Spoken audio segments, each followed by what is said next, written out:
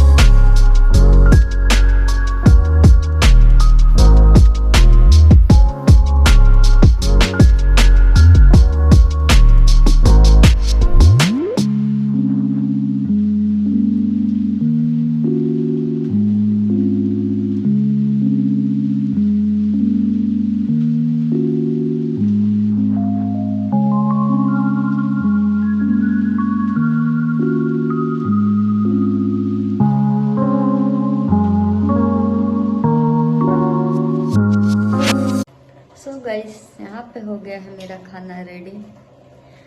अब यहाँ पे गाइस मेरा है खाना। ये रहा रोटी, ये रहा चावल और ये रहा फिश कढ़ी। और यहाँ पे है सलाद, सलाद में है खीरा। सो गाइस, मेरा खाना हो गया है रेडी। अब चलते हैं डिनर करने और अपना ब्लॉग मैं यहीं पे करती हूँ एंड। आप सबसे मिलती हूँ नेक्स्ट ब्लॉग में। तब तक के लिए bye bye, love you all, good night.